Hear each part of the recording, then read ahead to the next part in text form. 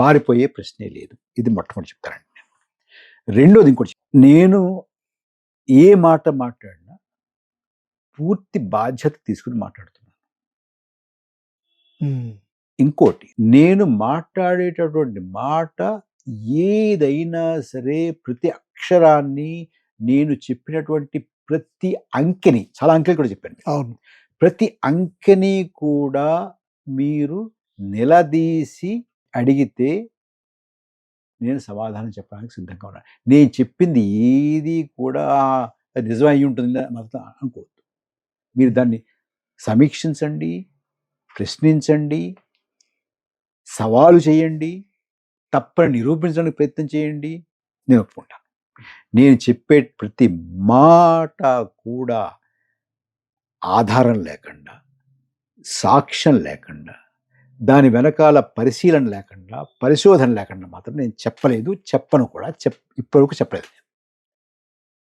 Every word I spoke, every data that I gave, every number that I said is backed by solid, strong, empirical evidence.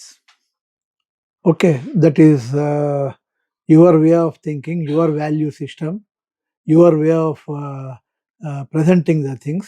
And what about the other side?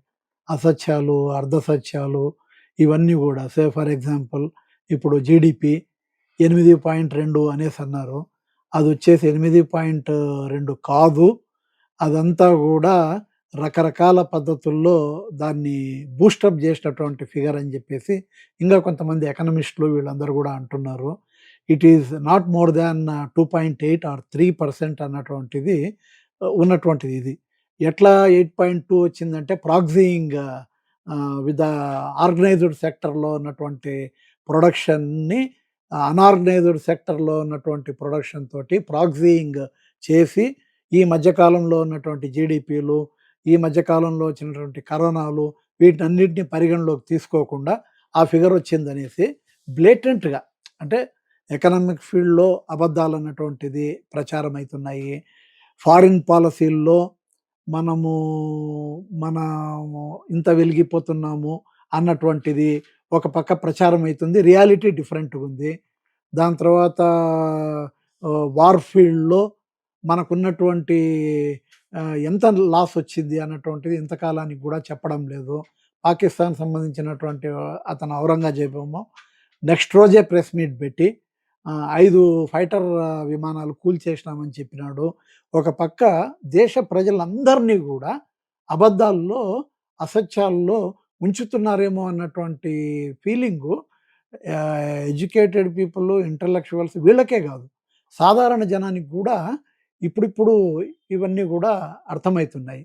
ఒక పక్కేమో damage అన్నటువంటిది జరిగిపోతుంది. ఈ SIR అన్నటువంటి damage మీరు చూపించినటువంటి విస్తృతమైనటువంటి భయంకరమైనటువంటి రూపము ఇట్లా అర్థం చేసుకునేటువంటి వాళ్ళు ఎంతమంది, చెప్పగలిగేటువంటి వాళ్ళు ఎంతమంది, ప్రజలకు చేరే లోపల, నేను పేషెంట్కు ట్రీట్మెంట్ ఇచ్చే లోపల అతడు ఇర్రివర్సిబుల్ కండిషన్లోకి వెళ్ళిపోతే ఎట్లా అన్నటువంటిది నా ఆందోళన. అది మీలా ఆందోళన పడేటువంటి వాళ్ళు దేశంలో ప్రతి వాడికి ఉండాలండి, అందరికీ ఉండాలి. అలాంటి వాళ్ళు పెరగాలి. మేము చేసేటువంటి కృషి అంతా అదే. మీరు ఆర్థిక వ్యవస్థ గురించి మాట్లాడారండి. అవును. ఒక చిన్న మాట చెప్తాను సార్. నేను కాస్త చదువుకున్నాను దాని గురించి. అవును.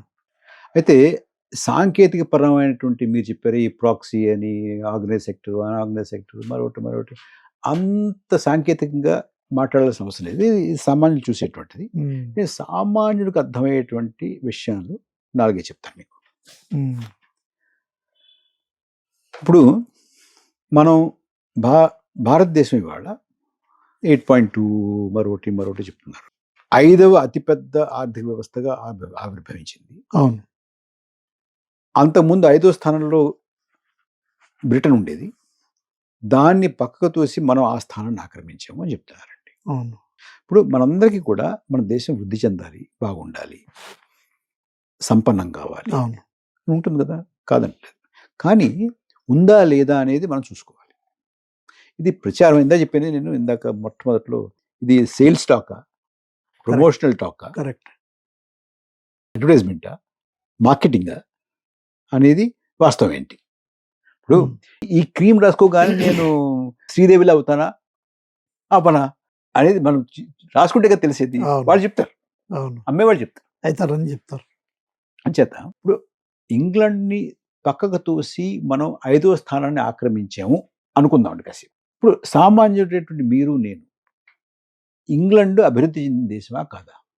అభివృద్ధి చెందింది కదా. ఇప్పుడు ఇంగ్లాండ్ స్థానాన్ని ఆక్రమించినటువంటిది స్థానంలో ఉన్నటువంటి భారతదేశం, ఆ భారతదేశ ప్రధాని 2047లో అభివృద్ధి చెందిన దేశం అవుతుందంటే దర్ ఈస్ కాంట్రడిక్షన్. ఇంగ్లాండ్ పక్కకు తోసి నువ్వు ఆ స్థానాన్ని ఆక్రమిస్తే నువ్వు అభివృద్ధి చెందిన దేశమే కదా. అంతే. మళ్ళీ 2047 ఆగమంటావు ఏంటి? కరెక్ట్. 2 మనం అంతగా వెలిగిపోతూ ఉంటే 83 కోట్ల మందికి ఉచితంగా నువ్వు ఆహార ధాన్యాలు రేషన్గా ఇవ్వాల్సినటువంటి అవసరం ఏంటి? ఎంత నిరుద్యోగం ఉండాల్సినటువంటి అవసరం, ఎంత నిరుద్యోగంలో యువకుల నిరుద్యోగం ఎంత ఉండాల్సినటువంటి అగత్యం ఏమిటి? ఇంత నిరుద్యోగంలో ఇంత యువత నిరుద్యోగులుగా ఉండగా ఆ యువతలో కూడా చదువుకున్న వాళ్ళు ఎంత నిరుద్యోగులుగా ఉండాల్సినటువంటి అవసరం ఉంది. చదువు సంజయ్ లేదండి, వాడికి ఏం రాదండి, మరి నిరుద్యోగం లేక ఏమవుతుంది అనడానికి లేదుగా, వాళ్ళు చదువుకున్న వాళ్ళు. అవును. యువతలో ఇవాళ నిరుద్యోగంతో ఉన్నటువంటి వాళ్ళలో యువతలో 63% మంది చదువుకున్న వాళ్ళు. మొత్తం నిరుద్యోగం ఉన్నటువంటి వాళ్ళలో సుమారుగా 70% మంది యువత. నిరుద్యోగం ఎంత ఉంది అనంటే, యువకుల్లో నిరుద్యోగం ఎంత ఉంది అనంటే, మనం లిబియా, ఇరాక్ ఇలాంటి యుద్ధ ప్రాంతాల్లో ఉన్నటువంటి దేశాలతో ఉన్నటువంటి వాళ్ళతో పోలిక వారి సరసన నిలబడ్డాం. కానీ మనకన్నా యువత నిరుద్యోగం బంగ్లాదేశ్లో తక్కువ ఉంది.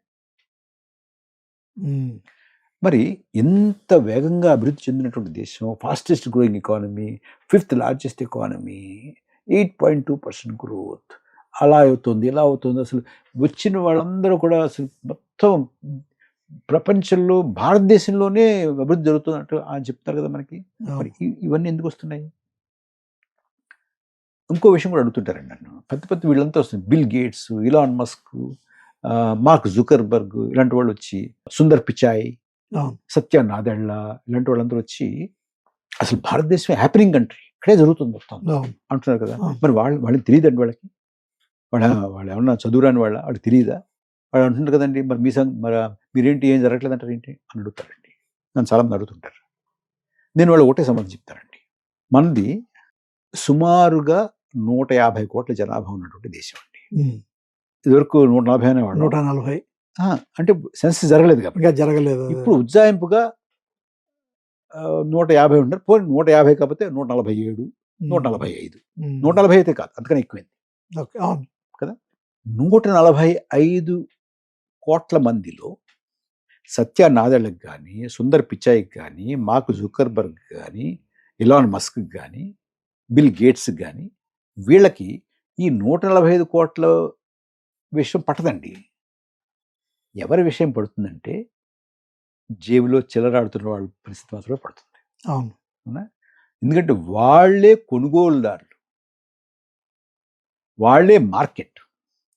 వాళ్ళ ఏసీని కొనాలన్నా, వాళ్ళ కార్లు కొనాలన్నా, వాళ్ళ కంప్యూటర్లు కొనాలన్నా, వాళ్ళ సాఫ్ట్వేర్లు కొనాలన్నా, వాళ్ళ అమ్మేటువంటివి కొనాలంటే ఎవరు కొంటారు? ఎంతమంది తెలుసా వాళ్ళు భారతదేశంలో? ఒక బాగానే ఉంటారు వాళ్ళు కూడా, సిగ్నిఫికెంట్ 33 కోట్ల మంది. 33 కోట్లు. It is a big market when compared with international market. మొత్తం అమెరికా జనాభా 33 కోట్లు. అంటే ఈ మొత్తం కేవలం కొనుగోలు శక్తి ఉన్నటువంటి వాళ్ళ మాత్రమే తీసుకుంటే అమెరికాతో సమానం. అంచేత వాళ్ళకి కనపడేది వీళ్ళే. వీళ్ళు కొంటారంటే సరిపోతుంది వాళ్ళకి అంతే. ఈ మిగతా తతిమ 145 కోట్లలో 110 కోట్ల మంది ఎలా పోతే వాడికి ఎందుకండి? అంచేత వెళ్ళిపోతుంది అంటే వీళ్ళు వెలిగితే సరిపోతుంది వాడికి. కరెక్ట్, అంతే కదా. అంచేత ఈ మార్క్ జూకర్బర్గ్లు, ఇలాన్ మస్క్లు, బిల్ గేట్లు, సుందర్ పిచాయిలు, సత్య నాదెళ్ళు చెప్పేటువంటి మాట వీళ్ళ గురించే, నీ గురించి నా గురించి కాదు. అది ఆలోచించుకోండి. అంచేత వాళ్ళు చెప్పేటువంటి మాటల్లో పడకండి అని చెప్తుంటానండి. Correct. Thank you sir. Thank you very much. Thank you.